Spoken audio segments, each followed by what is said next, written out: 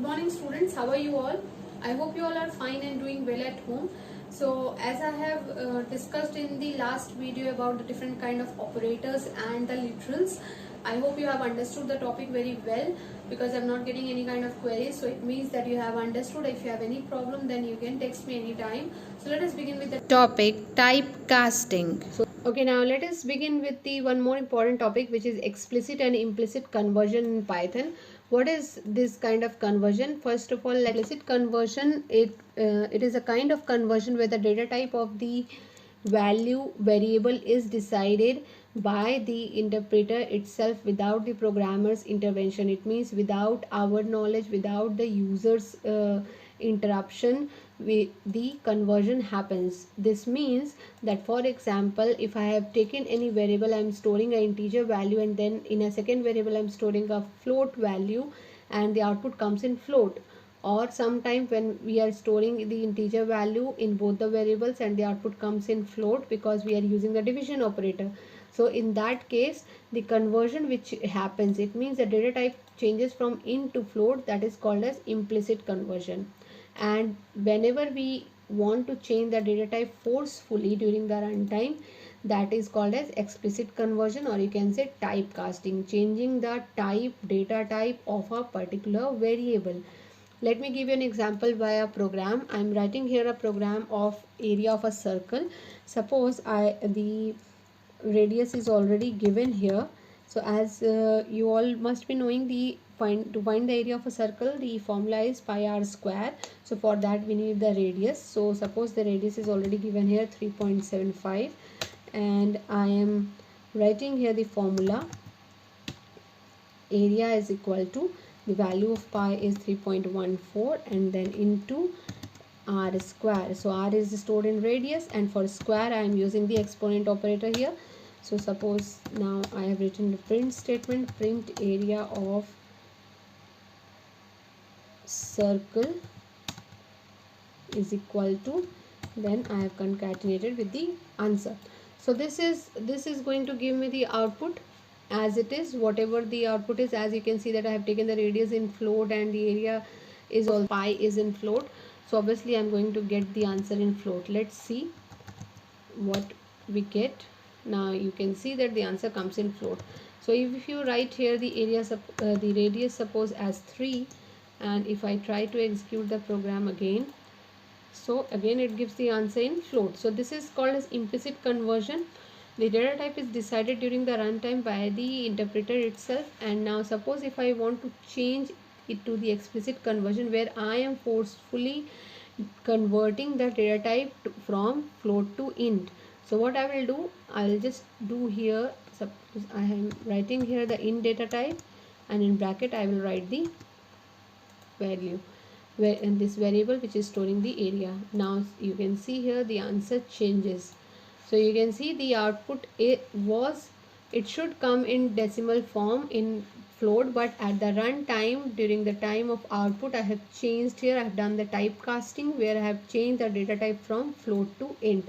You can see you can do it for any other variable also. Suppose let me give an example in interactive mode. Suppose I have written here a is equal to 9.8764, and now I am writing here int a.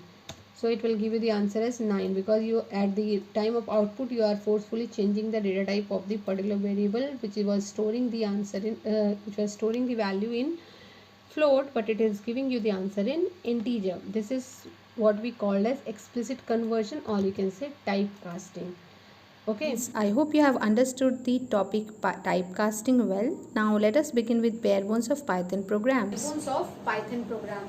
Bare bones means the necessary requirements of writing the Python program, or you can say whatever is written in the Python program, how they are represented, what are their names, or how you can say that this is the variable, this is the value. So let us start. The first one is the expression. First one is expression. What are expressions? Expression is basically, you can say, the combination of symbols and variables which represent some kind of value, or which gives you some kind of value. For example, if I have written here like this, that a is equal to 5 plus 3 by 2.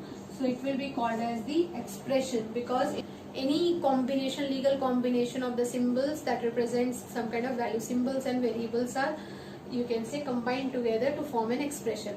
Now the second one is the statement. Statements are the instructions which are given to the computer to print something, to give you some certain kind of output, or which is executed. For example, if I have written here print Python, so it is a set of statement which is going to give me the output, or after execution it is going to print the word Python. Okay. Now third is the comments.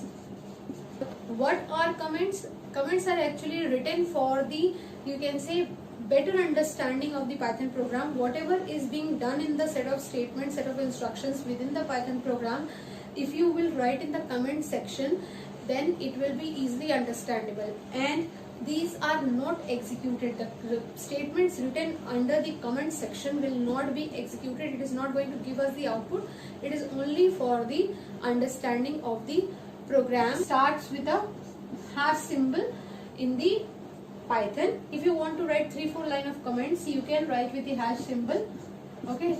And if you want to write a multi-line comment, so you have to write it with a triple quote, starting from triple quote, and then you begin writing your whole thesis, your whole paragraph, and then close it with the triple quote.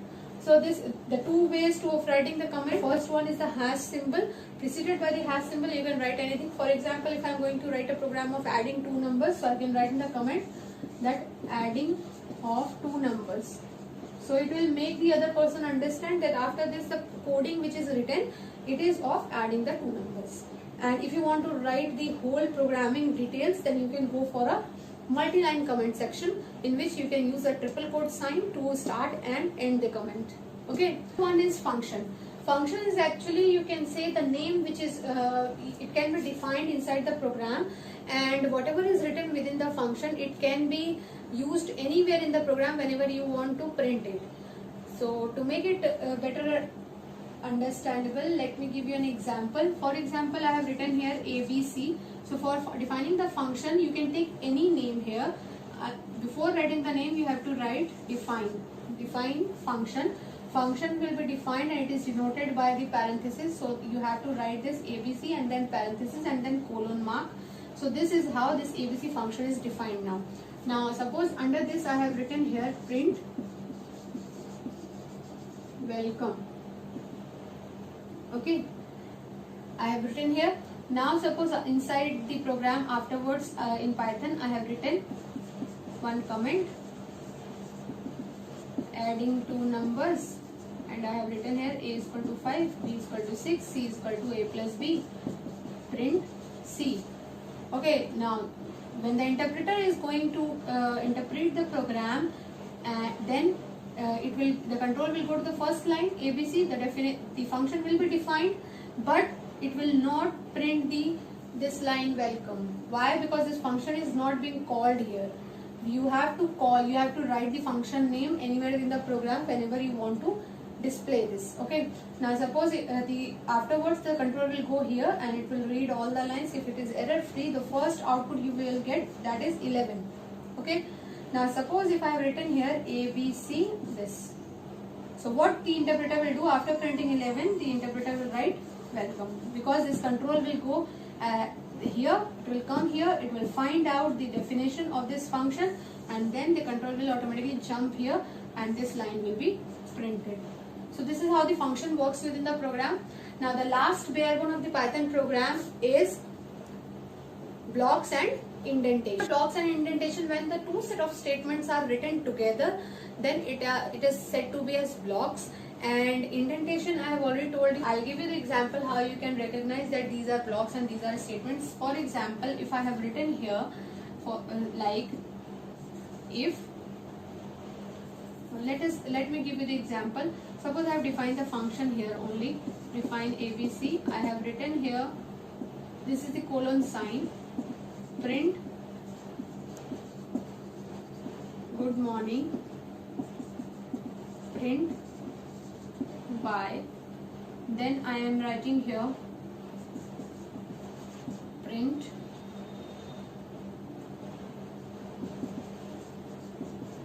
Thank you. Okay, so now these set of statements are written together, so these will be called as blocks. Now you can see that after defining the function, I am maintaining the space here because this is a syntax.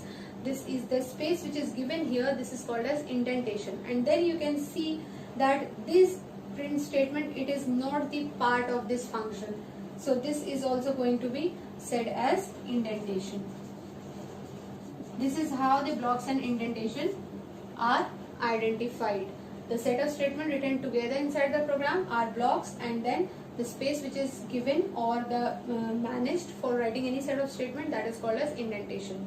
I hope you have understood now the bare bones of the program. I have written one program for you. It is actually similar to your book program which is given in your book also. So now let's see, let's recognize the different bare bones, that what are they.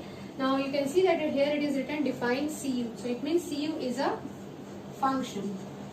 Function we have studied right now.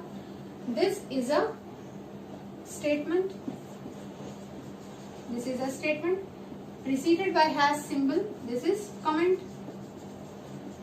Now a is equal to 5, b is equal to a minus 10, print a plus 3. This will be called as blocks.